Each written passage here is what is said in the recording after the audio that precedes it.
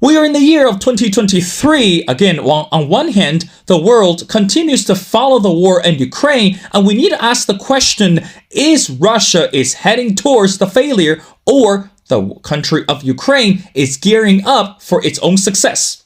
But on the other hand, because of the war in Ukraine that really messed up the entire international system among the international communities.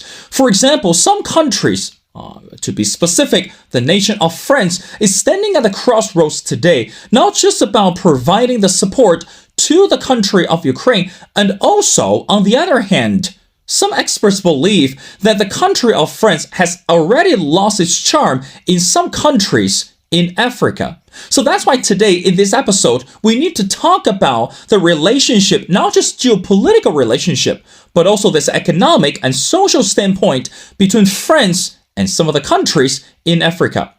Well, ladies and gentlemen, it's my great honor to invite our distinguished speaker, which is Aman Bezreh.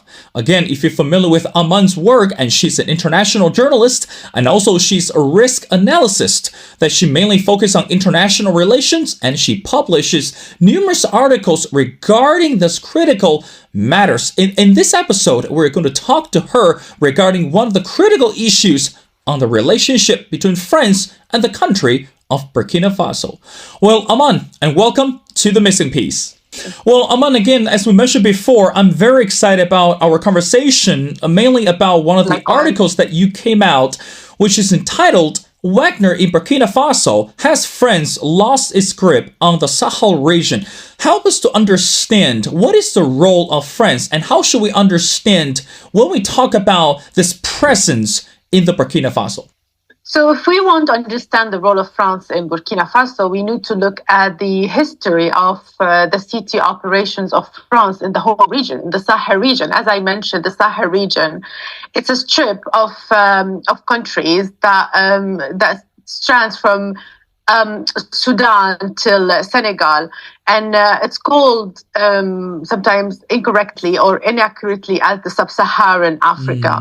So France has history in this region, colonial history, but also more recently in modern history, when Al-Qaeda and the Tuaregs in Mali started the rebellion in 2012. The Malian government has asked France to intervene directly to preserve the state. And this is how the French direct intervention has started. And because of that, they've deployed forces, and these forces have been, have stayed in this region for almost 10, 12 years. But eventually, several coups happened in Mali, which led to a total change of the leadership, and the Colonel Assimi Goïta, who is a military leader, came to power and asked the French to leave Mali. So from here, the fallout has started. In Burkina Faso, the forces, the Opération Sabre, which is composed of almost 400 troops, approximately 400 troops in around the capital, was deployed even before that, but was working with the aim to support the French forces in Mali. So they didn't have a big role in Burkina Faso, but the thing is that Burkina Faso, when colonized, so as you know probably well, Africa is living now sort of like a post-co era, where most of the countries are witnessing changes in regimes. So Burkina Faso have seen that. So in a space of less than a year, Burkina Faso has witnessed 2 coups, for example. With the last coup that happened in September 22, the fallout between France and Burkina Faso has started or exacerbated, and Colonel Brahim Traoré, who became the president of Burkina Faso, has asked the French troops, to withdraw from Burkina Faso. The France did not take this well because they've been asked to leave Mali after almost a decade of CT operations, which were conducted for free on behalf of these countries. So they were not happy. They did not even get the message. There were some political diplomatic statements saying that we don't understand what you want from us, and then eventually Burkina Faso said, "Oh, we want you out of this country." So they had to withdraw forces. So this is what's happening with France in general, but at the same time, in parallel, Mali, which is the neighbor of Burkina Faso, have deployed Wagner troops or fighter, mercenary, however you want to call them. They've deployed them in Mali to fight Al-Qaeda and IS militants, but also protect major camps and major military leadership in Mali. With Wagner being in Africa, in Mali, it was so difficult for the foreign forces to operate in Mali because you don't want to have your forces facing Wagner mercenaries and sort of like asking for trouble from Wagner. So now, with the Wagner being in Mali, it was more difficult for European forces to operate. Not just the French, but the UN peacekeeping mission. And after the deployment of Wagner in Mali, we had rumors saying that Wagner was actually deployed in Burkina Faso as well. So this complicates the matter. This shows that why France, on one hand, why France is withdrawing its forces, relocating its forces, reorganizing its operation. That's what the French President Emmanuel Macron says. Wagner, the Russians, are taking hold of camps in this region and conducting CT operations and cooperating with local national armies, conducting atrocities against civilians.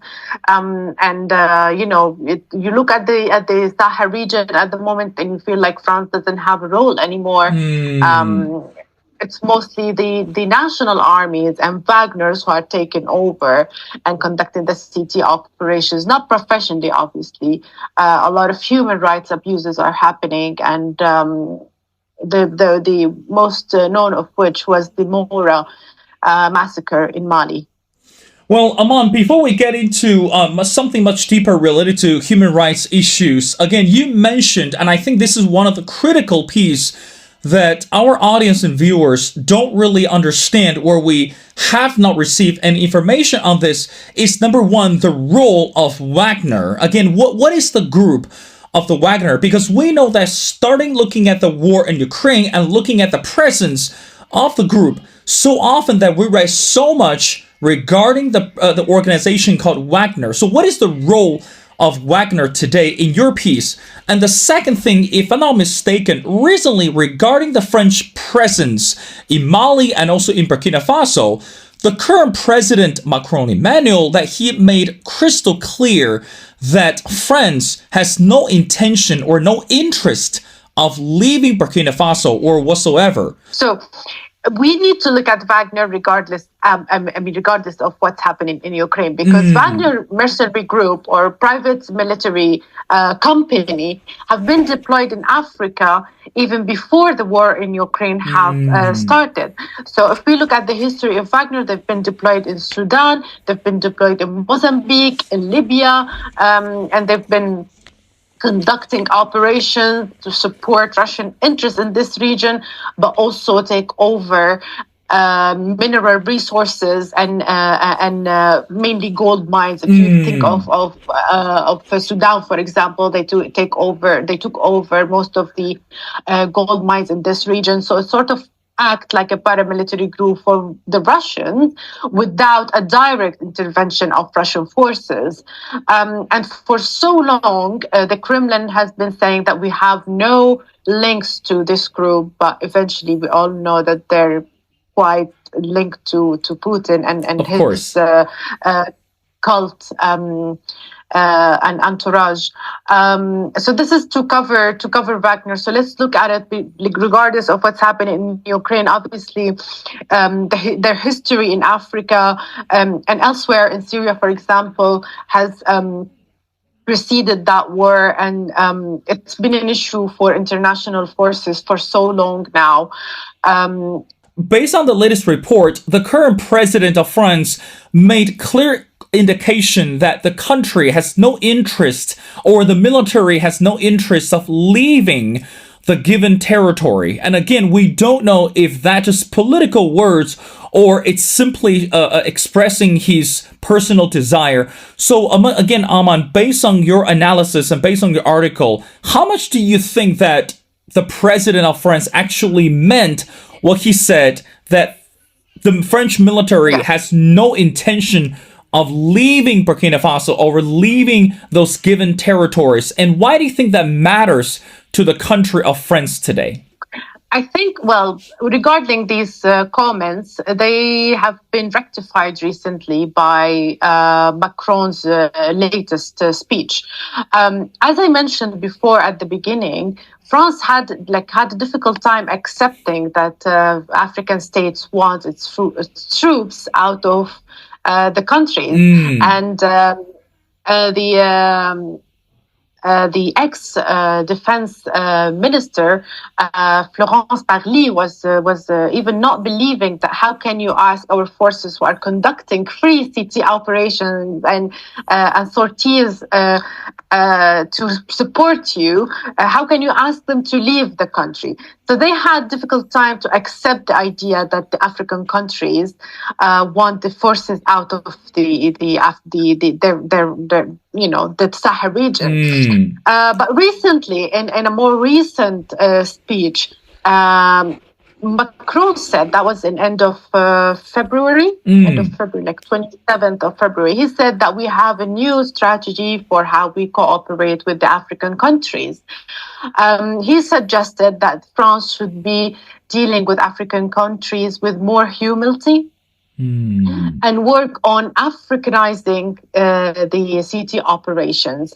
So he suggested that, let's look at the permanent bases, permanent French bases in Africa, and let's use them to benefit and empower African armies. So he suggested that the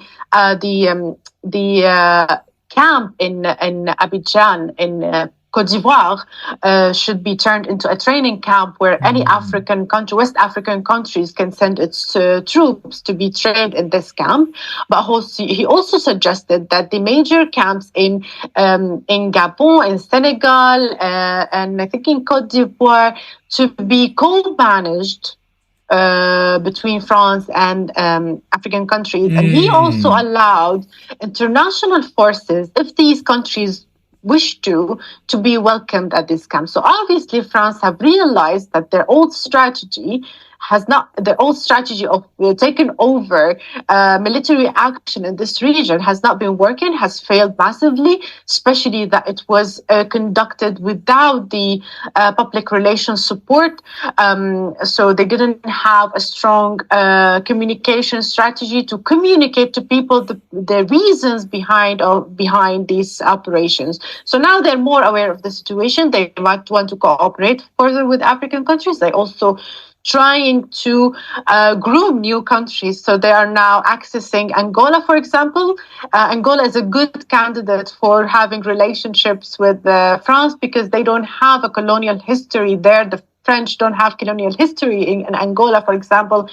It was colonized by the Portuguese. So yes, this this is sort of like a new strategy for France. I'm not saying this is the first time that France has promised this. Back in 2017, they also promised a similar plan, which they did not commit to. So now we're going to see a new phase of France in Africa, and we'll see if this will work now. Well, Aman, I think, again, as you mentioned before, this is going to be up in the air because we don't know what is going to happen between France and some of the countries in Africa. But again, let's bring back the topic into reality. When we talk about counterterrorism effort, and I think this is not just a local issue. Now, today has become one of the international attention across the continent. And we know that when we talk about the presence of terrorists and we talk about the presence of this, again, religious extremist groups, it poses threat mainly to a lot of countries in Europe. Now, my next question to you, again, based on the article is, do you think that by building the presence in Africa, France is actually hoping that the countries in Africa can actually contribute more in terms of this solving of this counterterrorism crisis or counterterrorism effects? Or you think that France is hoping that we can maintain this peaceful or at least this harmonious effort in order to create a better result? Which one do you think matters the most to the country of France at this moment? Well, France has always been saying that we want to preserve our presence in Africa, to protect Europe from terrorist attack, because of smuggling routes. But in fact, if you look at the numbers, you can see that the jihadi attacks have increased with the French presence. So it hasn't actually resolved the issue. As I mentioned earlier, France came with one mission, and it came to intervene in a multi-layered conflict with a single-phased military operation. That doesn't work. They should have worked on different paths to reach a settling situation, which France has failed to do. So instead of curbing the jihadi activity, they actually increased it by mistake. But yes, I mean, do we need France to intervene and keep everyone in check? Probably yes, because of the air support that they're providing to the African forces. This is the main addition that France was able to give to the national African armies, and it is much needed in this region because it's a very difficult terrain, as you probably know. It's the Greater Sahara, But also, you haven't asked me that, but I will also talk about Wagner. We think that, African countries, Mali, Burkina Faso, and other African countries probably think that with the deployment of Wagner, the city operations would be more efficient and more targeted, towards specific pockets of terrorist groups in these countries.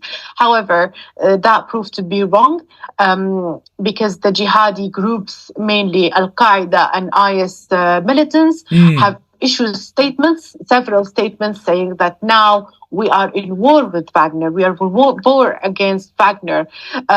And attacks against Wagner and the Malian army, for example, have increased because of the deployment of Wagner. So these groups are now systematically targeting national forces because they are cooperate with Wagner, which is quite disturbing because most of these forces, most of these troops don't have the option, If you look at the activity of IS militants in northern Mali, for example, you'll find that the major activity in the last 6 months have happened around Wagner camps.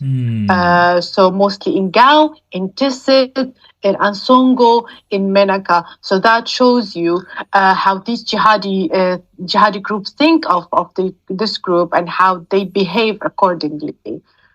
This country actually went through extremely political ups and downs previously. So in other words, internally speaking, we're looking at this instability of the society within Burkina Faso.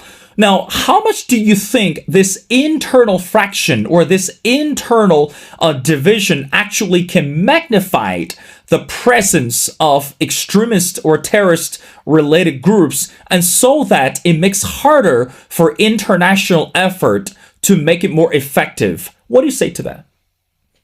Yes, I mean, it's a good point, obviously. As I mentioned, like in the space of 9 months or so, two coups d'etats happened in Burkina Faso. But when we look at the conflict, yes, it's a multi-layered conflict where sometimes you don't know where the intercommunal conflict starts and when the jihadi groups start. They're so intersected together, intertwined in a way that you can't actually separate both. So that's why, I don't think any international force by military power could resolve the issue. It should be all efforts, anti-terrorist efforts, should be happening in cooperation with these countries and working on multiple levels.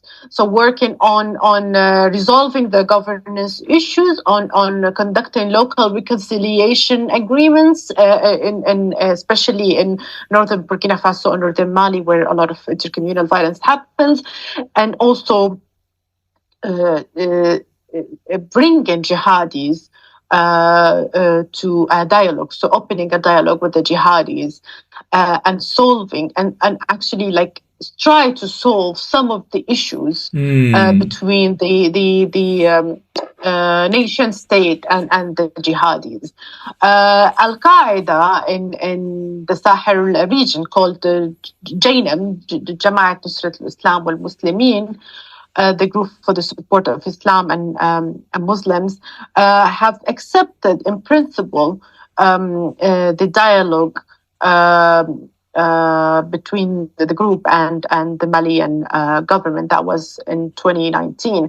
So from there, we can go into resolving other issues. Again, we can't look at I think that goes for most of the regions, most of the countries, not just Africa. We can't look at the terrorism as a singled out issue, as a separate issue from all other political, economical problems in the country. It's all intertwined together and they're all linked together, and the international effort should not only focus on conducting CT operations, but it also should work on governance and development of these regions. Aman, again, I want to bring another article into the conversation. This is something that you wrote regarding the deteriorating security situation in Mali. But now my question is, what about the local government? And they understand that if they completely reject the offer from France regarding this military troop or this military presence, don't you think they're actually digging themselves in this much deeper hole? So in other words, instead of having this collective joint effort to polish this CT progress, or when we talk about this fighting against the Al-Qaeda or jihadist groups, but why not just continue to accept the offer, and why not just continue to work with the military groups internationally with I guess what we called is minimum effort, and so that the extremist groups are not going to generate much greater noises or threat. But why reject them? Why kick them out? What's the purpose of that? We need to start from looking at the coup d'etats that happened in the country and the increase of national sentiment, and also like so many factors. For example, Russia was supporting anti-French sentiment in Africa, so people became very doubtful about the French presence, not just French presence, French and European presence in their country, in Mali. So many factors accumulated to reach to that stage where France had to leave. Again, there was a failure on France's side, not just France's side, international forces in general, where they did not communicate properly the reasons behind their presence, the They did not reach out to local communities. They did not have proper campaigns to promote their forces. So most of the local population looked at these forces as an occupying force, and rather than a support for the national army. In terms of how Mali is overcoming that vacuum left by France, they haven't realized yet. Like, the Malian forces have not realized yet that they are setting themselves up to fail. They are still thinking that they're gonna win. They have changed their strategy, on the ground strategy, where they are conducting more patrols, including some of the self-defense groups, local self-defense groups. That's something very popular in Mali and Burkina Faso. So getting the help of these groups to fight jihadis, but at the same time fueling grievances in some other local communities and pushing them to join the jihadi group. So they are, moving in a vicious circle, sort of. They've conducted these two large CT operations, Operation Maliko and Operation Keltigi, and they are increasing the number of airstrikes, but they haven't achieved what they wanted to achieve yet. And actually, if you look at the map of Mali, you can see IS groups increasing and sort of like extending its area of operation further north. And it's not contained to the point that it's imposing some threat on a northern region called Kidal region, which is something that we haven't seen before, or we haven't seen in the last 5 years, let's say. But yes, in terms of the future for the Malian forces probably will continue to protect central Mali and southern Mali, and leave northern Mali to the Tuaregs and Arabs who live there to protect themselves. Because, as you probably know, in northern Mali, there are the self-defense group or armed political groups composed of Arabs and Tuaregs who impose checkpoints and secure routes and conduct patrols and fight IS and JNM militants. Sometimes, actually, in few cases, we had armed political groups, Tuareg armed political groups, fighting alongside Al-Qaeda to defeat IS. So it's not an alliance, but it's a sort of like, inexplicit, like they are trying to hide some sort of alliance, but it's a tricky situation now in northern Mali, and it's strange to see these groups cooperating with, like the Tuareg groups cooperating with Al-Qaeda. So you can see the size of the threat imposed by IS. Well, again, Aman, you are one brave international journalist and able to cover those factual relationship regarding the countries in Europe, and also with a relationship that they build with the countries in Africa.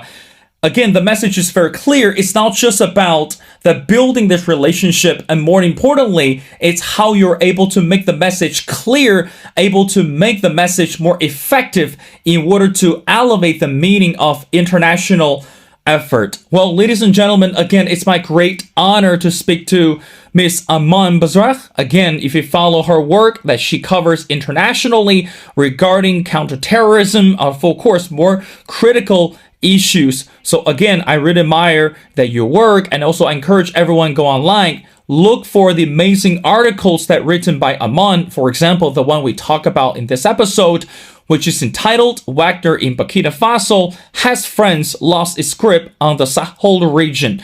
Aman, thank you so much for taking your time to be on the show. It's been a pleasure, and we love to have you back on the show as we continue to discover and explore more relevant topics. And again, thank you so much for doing this.